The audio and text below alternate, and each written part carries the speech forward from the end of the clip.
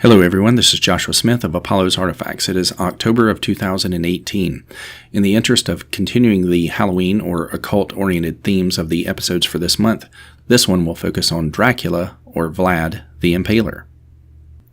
Vlad Tepes, or Vlad Dracula, was born in what is today Romania, but then was known as Transylvania. It was the year 1431, and he died in 1476. Most people think of him as a bloodthirsty tyrant. However, in Romania, he is thought of as a nationalist and Christian hero. Vlad was the Prince of Wallachia, and he took on the name Dracula to honor his father, who was a member of the Order of the Dragon, which had been created by the Holy Roman Emperor Sigismund in order to defend Christian Europe against the advances of the expansionistic jihadi empire of the Ottomans. In Latin, Draco means dragon, so in the Romanian dialect, that becomes Dracul, and Dracula means son of Dracul, or son of one who is in the order of the dragon.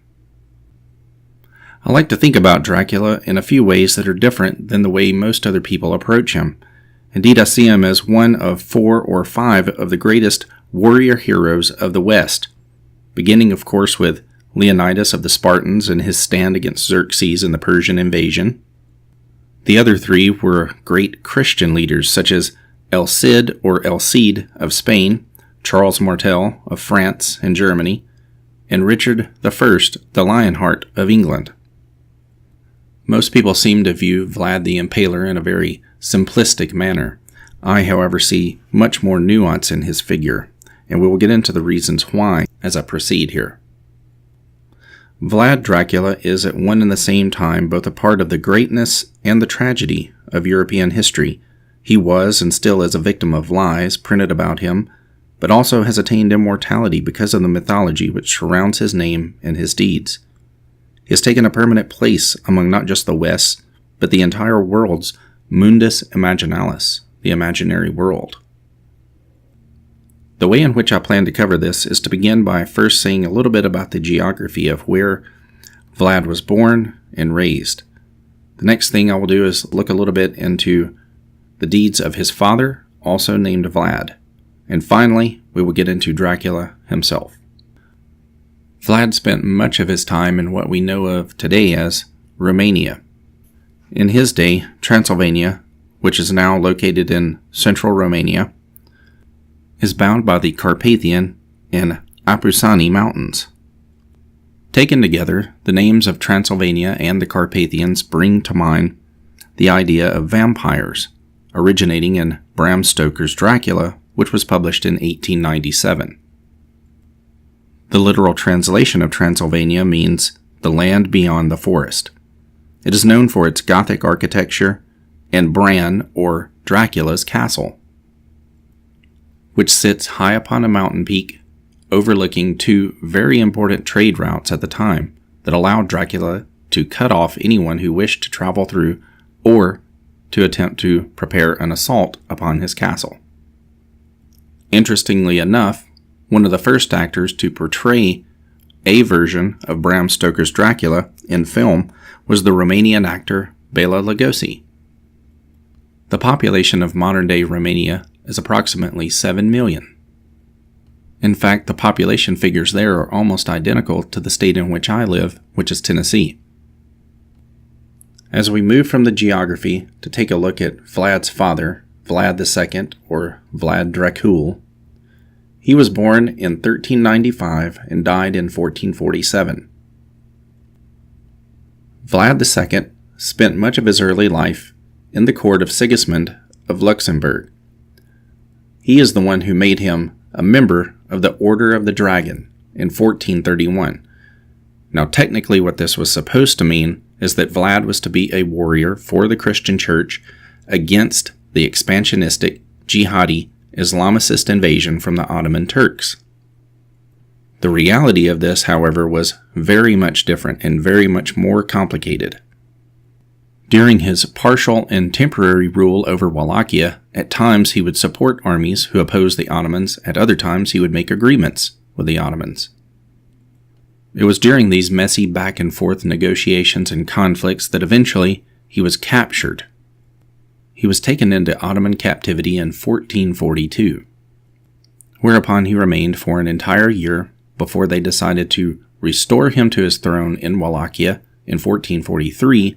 However, as part of their negotiation in order to do this, they decided to keep as hostages both his son Vlad and his other son Radu. Radu, who was nicknamed the Handsome, which I believe is actually an important factor that we'll find out more about later. Because of his overly friendly relationship with the Ottomans, some 6 years later, one of the warriors against the Islamists, John Hunyadi, decided to invade Wallachia, whereupon Vlad was forced to flee from Târgoviște, and eventually he was killed in a local village. Although he had been one of the many bastard sons of Mircea I, he spent much of his life in Hungary and other areas of the Holy Roman Empire. And although he was never considered a great warrior, unlike his son, he was still made a member of this chivalric order of the Dragon, along with Alfonso V of Aragon. It was from his membership in this order that gave rise to the Romanian version of his name, Dracul, meaning dragon. His sons then likewise were to inherit the title Dracula, meaning sons of the dragon. It was always difficult for a prince to rule over Wallachia because of the difficult relationship not only with the conflicts regarding the Ottomans, but also regarding the relationship with the boyars or noblemen of the local area. The boyars often had access to trade routes, they knew merchants from far and wide, they had access to weapons and to horses. So clearly this group could be a potential threat to any would-be rulers. Today, Vlad II, or Vlad Dracul, is thought to be buried somewhere near Târgoviște. One of the keys to understanding Vlad the Impaler is to begin by looking at the Ottoman Empire itself, which was literally right on his doorstep. Having been founded at the end of the 13th century, it went on to control much of Southeast Europe, Western Asia, and North Africa, and was dominant between the 14th all the way to close to the 20th century. Ottoman crossings into Europe began around 1354 as they moved into the Balkans. And under Mehmed the Conqueror, they went on to drop Constantinople in 1453 and ended the Byzantine Empire. Vlad was born in Sighișoara, Transylvania, which is today Romania, in 1431 and died in 1476. His official title was that of Voivoda, which is a sort of military governor or prince of Wallachia. He was the second of 4 brothers. He actually had an older brother who was tortured and buried alive.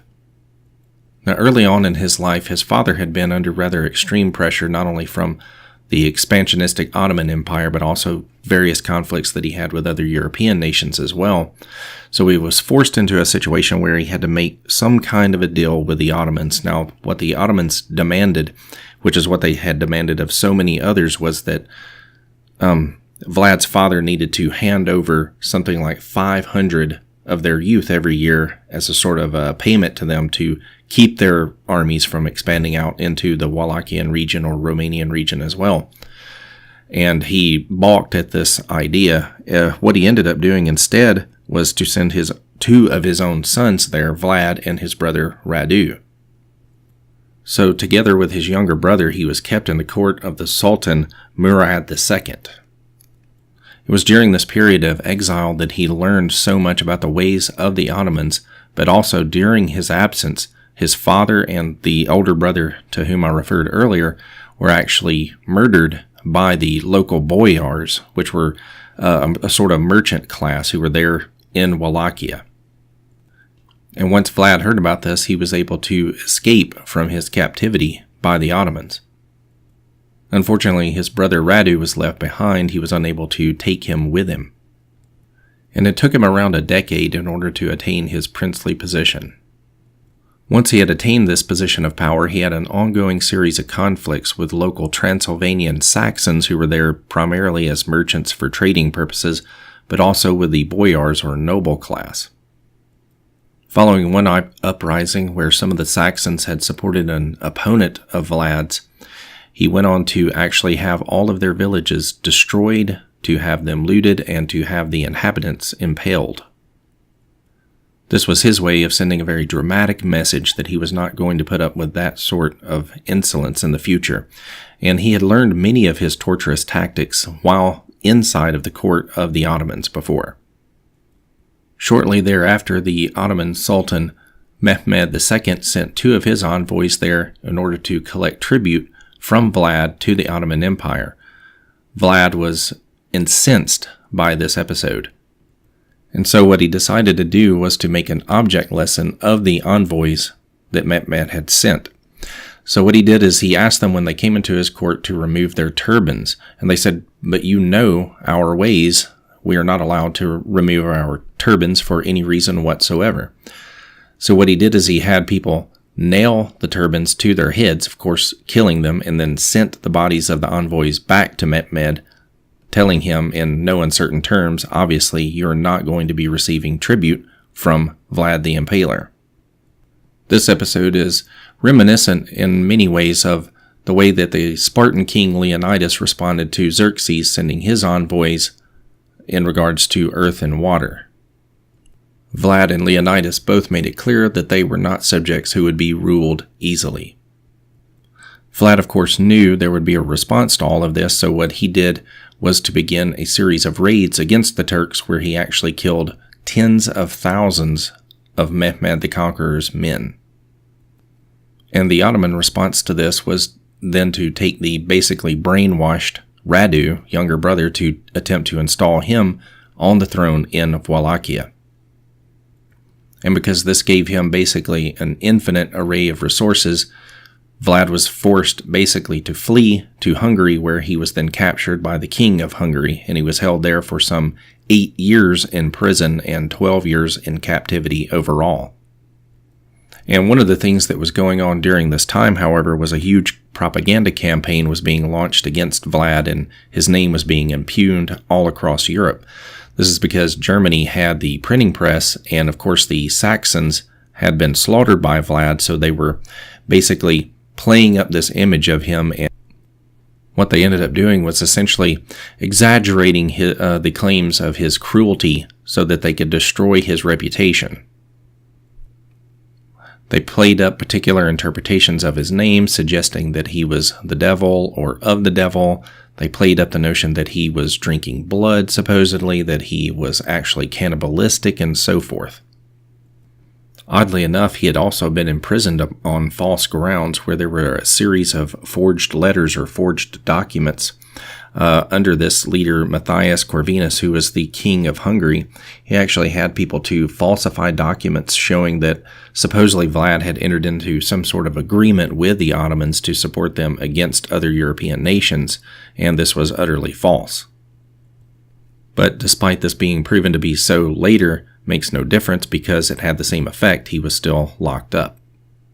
And you have this very large span of time between 1462 and 1475 where there are absolutely no documents in existence that refer to Vlad. Then suddenly in 1475 he bursts back onto the scene as he mounts an attack on the new leader of Wallachia who had supposedly submitted to the Ottoman Turks. And also they say that he was probably released because he converted from Eastern Orthodox religion to Catholicism. But you have all of these apocryphal stories, too, that came out of his imprisonment, and sadly, you've seen some of these repeated on History Channel documentaries and whatnot. They basically just reproduce what was printed off of the printing presses back at the time by the Saxons, claiming that during his imprisonment that he had been torturing rats, he had been impaling rats because he just couldn't give up his murderous, torturous ways. He could not turn off his cruelty or whatever, but this is just total nonsense. There's no way any of them knew what he was doing during his imprisonment, and they basically just made all of this up. In fact, Corvinus, the king of Hungary, encouraged the spreading of a lot of these false ideas about him.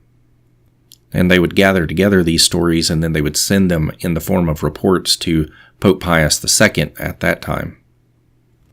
In fact, in 1463, you had a rather lengthy poem that was put out by Michael Beheim that was presented in the court of Frederick III, the Holy Roman Emperor at the time, and it was called Story of a Bloodthirsty Madman called Dracula of Wallachia. And this poem was just loaded with apocryphal, unsupportable claims of Vlad's cruelty. And other chroniclers picked up on all of this, and then they repeated it in their own writings, such as Gabriele Rangoni. You also had Antonio Bonfini in his Historia Pannonica, which was in 1495. And then you had Sebastian Munster's Cosmography, which also repeated many of these absurd assertions about him. And you had a whole series of these basically oral traditions and propaganda that was circulating at the same time, and it resulted in people making outrageous claims that he was worse than Caligula or worse than Nero. And they produced a woodcut in 1499, which is very famous. It's actually on the back of a shirt that I have, and it's the one that shows Vlad dining, as it were, at the feet of the impaled corpses of many of his thousands and thousands of victims. This makes it really easy to see how someone like Bram Stoker many years later would pick up on this and then meld that over into the whole vampire tradition that already pre-existed in Europe. But at the same time, you had some counter-narratives that developed, the ones that tended to depict him more as a nationalist hero, that he was sort of a populist hero, that he was a Christian hero who was opposing the Muslim invasion. And one of the ways they talk about this is they would talk about how he would walk the streets of Wallachia and he would see all of these impoverished people, all of these homeless people, these beggars and whatnot. So he decided to figure out a way to resolve this would be to bring them all together, to have this large feast, and then he would offer all of them jobs to do. He would find them various types of employment. And this seemed to work for a little while, but it was, several months later that he was walking through, and again, he saw the streets filled with all of these beggars. And this was something that he was just not going to tolerate, because many of them supposedly he had seen before at this large feast, and they had promised to go out and get work, and that they would do these various jobs that he had offered for them. So upon the second time, this basically was turned into a Red Wedding scenario where he had all of them slaughtered. And this was his way of solving this kind of beggar crisis, because the way that he saw it was that the beggars led to people who would end up being thieves, or they would end up being rapists and murderers and all of these other things. So he saw it as a way to sort of institute a brutal type of public order.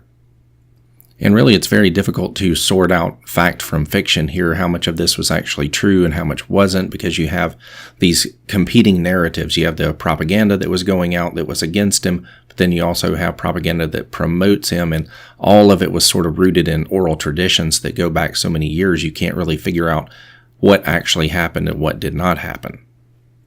And this brings us up to December of 1476 and January of 1477, where Mehmed's continual raids against them had been ongoing. His rage had not depreciated over time. And in some unknown area, Vlad was killed during battle against the Ottomans. There has been some speculation that perhaps he was betrayed and someone from his own side had killed him. It's very unclear as to what exactly happened. But it is said that his head was removed and it was brought to Mehmed in order to prove indeed that this Vlad character was dead, who had been so much of a thorn in his side for so long. But Vlad had been able to hold them off during his 3 separate reigns long enough to where they ended up being in conflicts elsewhere, and they were unable to expand into Europe the way that they had previously desired to do so. And this is ultimately what causes me to rank him alongside with El Cid and Charles Martel and Richard the Lionhearted, and perhaps even Leonidas, as one of the great rulers of the West, specifically the Christian West, if you take out Leonidas. And of course his methods were brutal and cruel, but there were lots of brutal and cruel leaders at this same time. He's also considered a folk hero by many people today, especially in Romania. But I don't think there's any way to ever repair his reputation overall. I mean, the propaganda did its work hundreds of years ago, and it's so deeply ingrained in the Western imagination that it's not ever going to be altered. And it is very revelatory of the power of fiction in order to control the way that people perceive things, the way that people think about other actors in the world. My current plan is that the next episode will be on Elizabeth Bathory, who is known as the Blood Countess, and she purportedly killed something around 650 people in order to bathe in their blood. If you enjoyed this episode, please be sure to like, subscribe, and share. Thank you.